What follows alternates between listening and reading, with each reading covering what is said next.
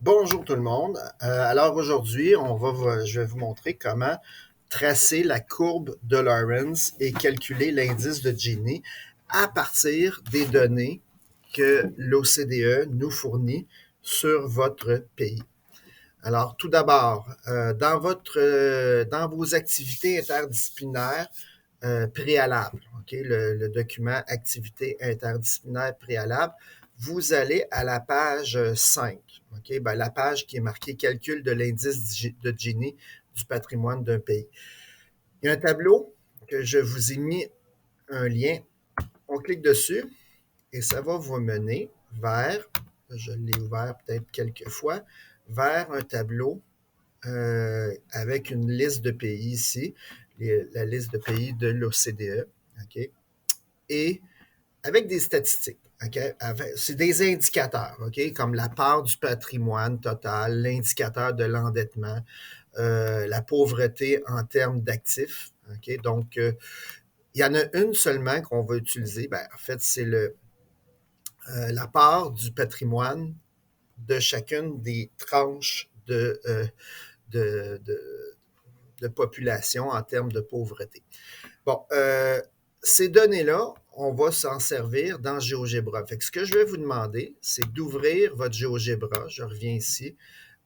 Sur geogebra.org, vous allez à GeoGebra classique. Moi, il est déjà ouvert. Okay, il est ici. Et on va insérer une table de valeurs. Attendez que je vais juste...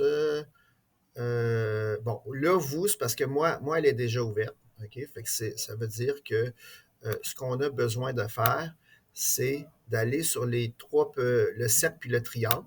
OK? Vous allez sur les trois petits points, puis vous ajoutez tableur. Ah merde, il n'est pas là. OK. Je recommence. OK. Regardez. GeoGebra classique, je vais le faire avec vous, là, ça va être plus facile. Cercle triangle, trois petits points, tableur. OK? Puis là, vous allez voir qu'on va insérer des données dans ce tableur-là. Bon, OK. Quelles données on va faire? OK. Pour les besoins du calcul, je vais utiliser la Finlande. OK. Moi, la première colonne de ce que vous voyez en jaune, là, je ne l'utiliserai pas parce qu'il y a des nombres négatifs. OK? Puis il y a dire que pensez qu'on utilise le patrimoine. OK? Donc, ça, c'est dire qu'il ne possède il possède moins 7 du patrimoine ou 0 du patrimoine. Pour moi, ça ne fait pas de sens d'insérer ça dans un graphique. On ne peut pas posséder moins que zéro, mais en fait, il faudrait qu'on me l'explique, celle-là. Fait que je vais commencer avec la donnée des 40 les plus pauvres. Je disais quel pays? Je vais prendre... je vais prendre Allemagne. OK? Je change à chaque fois. Là. Donc, l'Allemagne, les 40 les plus pauvres possèdent 1 de la richesse. C'est ça que ça veut dire. Donc, quand vous allez faire votre graphique, on va rentrer simplement 41. Mais ce qui est important, okay, c'est que quand vous allez rentrer vos données dans GeoGebra, c'est toujours par rapport aux plus pauvres. Okay? Donc, jamais par rapport aux plus riches. Parce qu'on va comment notre zéro, là, nous autres, là, il est à l'origine. Fait que là, si on dit 40, le point 40,5, ben, ça veut dire qu'on part de 0,0. On ne part pas du 100%. Fait que là, si je dis les 50% suivants, OK, regardez, là, j'étais à Allemagne, OK, les 50 suivants possèdent 44. Ça va être dur de dire, c'est pas la donnée, ça ne sera pas 50-44 parce que c'est les 50 suivants. Ça veut dire que si j'additionne les 40 les plus pauvres avec les 50 suivants, ça va me donner les 90 les plus pauvres. Puis là, si j'additionne les deux qui sont ici, OK, vous voyez, le 1 et le 44, ça fait 45. Donc, ça veut dire que de 0 à 90 ça vaut, il possède 45 du patrimoine. Fait que ce qu'on va rentrer comme donnée, c'est la donnée 90-45, c'est ça. Donc, 90-45 qu'on rentre ici. Puis, ça va nous donner une deuxième donnée. On a une deuxième donnée. OK. Troisième donnée. Les 10% les plus riches, toujours avec Allemagne, possèdent 55% les plus du patrimoine. Bon, si les 10% les plus riches possèdent 55%, ça, rappelez-vous que je vous ai dit, on y va avec les plus pauvres. Ça veut dire que les 90% les plus pauvres possèdent la balance, c'est-à-dire 45%.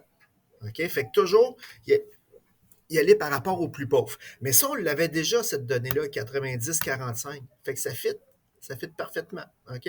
Avec ce qu'on avait fait tantôt. Ensuite, les 5% les plus riches possèdent 41% de la richesse, du patrimoine.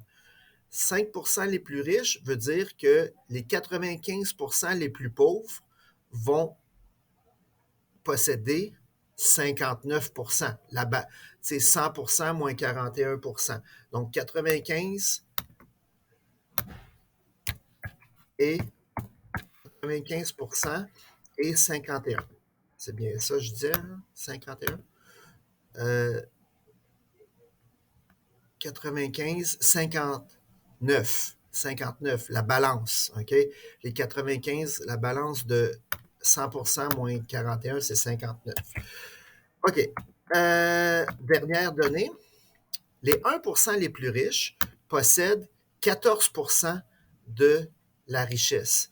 Donc, les 99% les plus pauvres vont posséder 100 moins 14, ça fait 86.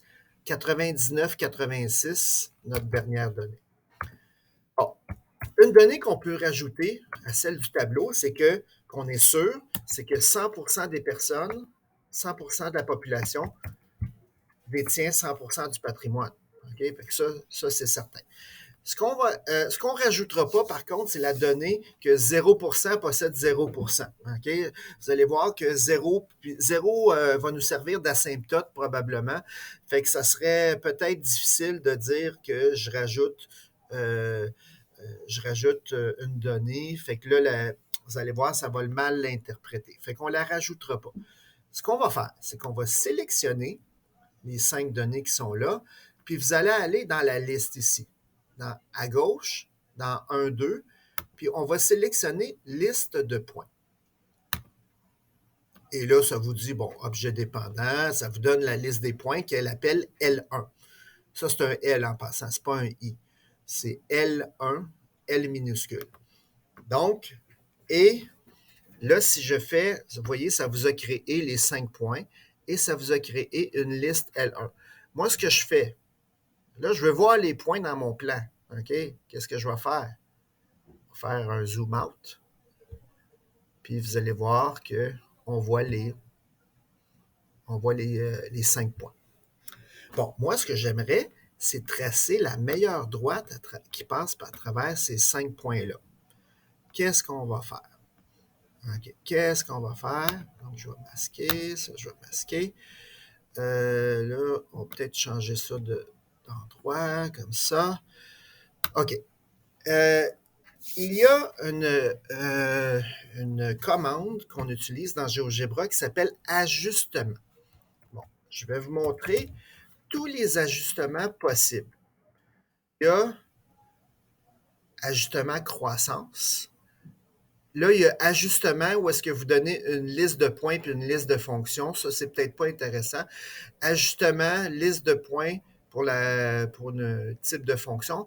Mais moi, j'aime mieux les ajustements exponentiels, ajustement implicite, ça ne vous servira pas. Ajustement linéaire, linéaire X, logarithme, qu'on va voir un petit peu plus tard. Ajustement logistique, puis ajustement poly. OK. Bon, le meilleur ajustement, OK, là, j'ai mis poly, mais ce n'est pas nécessairement lui. Celui il y a 2 ajustements de type exponentiel. Il y a l'ajustement croissance puis l'ajuste exponentiel. Fait que moi, si je fais ajuste croissance, puis je dis c'est L1, qu'est-ce que ça va vous donner? OK? Ça va vous donner une fonction exponentielle du type A fois C exposant X. Donc, vous voyez, le 1,08, si vous vous rappelez bien, ça veut dire que ça monte de 8 OK, à peu près par, pour c'est quoi, chaque valeur de x, chaque unité de la variable x. Bon, là, si je fais l'autre, OK, ajuste, l'ajuste exponentielle, toujours de L1, regardez ce que ça vous fait. Ça vous fait une base E. Pas super intéressant. OK? Ça vous fait une base avec une exponentielle en base E. Moi, je pense que ça vous dit plus quelque chose si vous prenez une base qui est en nombre décimal. Fait que celui-là, on va l'effacer. OK? Fait qu'on va prendre l'ajustement croissance. Bon, je vous reviens un petit peu plus tard. Je vous reviens dans quelques secondes pour vous expliquer comment calculer l'indice de Gini de cette courbe-là.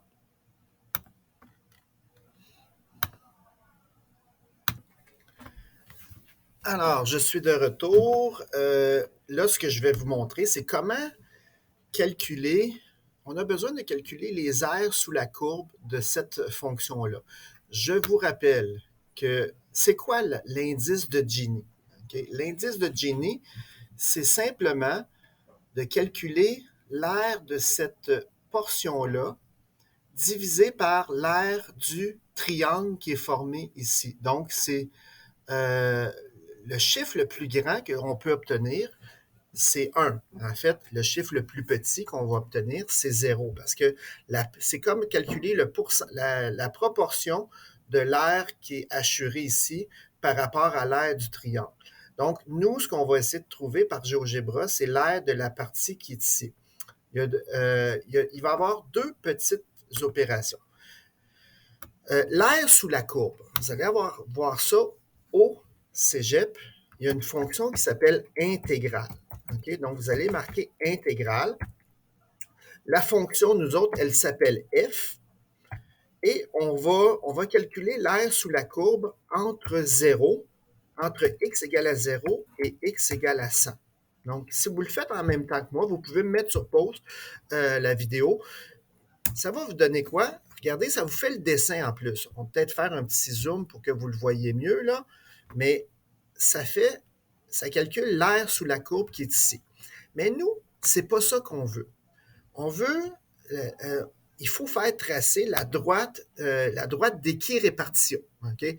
La droite qui dit que, mettons, s'il y a 20 de la population possède 20 40 de la population possède 40 du patrimoine, bien, pour nous autres, en maths, c'est la droite y égale à x. Mais si vous voulez tracer dans GeoGebra sur une droite, sur un intervalle, il faut utiliser l'expression fonction.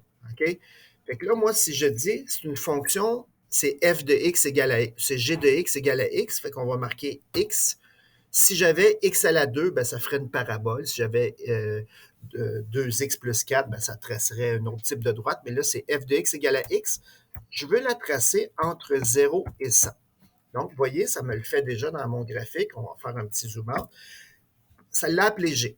OK? Donc, vous voyez que ça donne exactement la fonction G. Et moi, je vais calculer l'aire sous la courbe de cette fonction G. Moi, en fait, j'ai besoin de savoir l'aire entre les deux. OK? Fait qu'on va commencer par dire l'intégrale de la fonction G entre 0 et 100.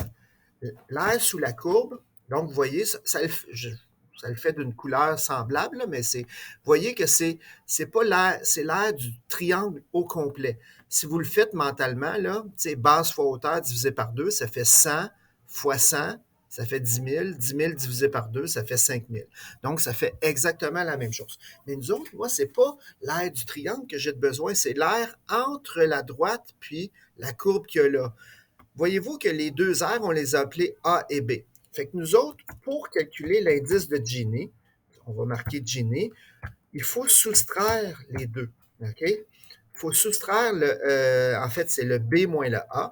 C'est l'aire du triangle moins l'aire sous la courbe de la fonction. Ça va nous donner le 5000 moins 1236. Mais ça va nous Ça nous donne juste l'air. Je veux savoir cette aire-là, l'aire qui est ici, elle occupe quelle fraction de l'aire du triangle? Ben, il faut que je divise par A, et ça va nous donner la fraction. Il y a des fois que l'indice de Gini, on le met sous forme de pourcentage. OK? Habituellement, vous voyez ici, c'est divisé par B, excusez-moi, c'est pas par A, c'est divisé par l'aire du triangle. OK?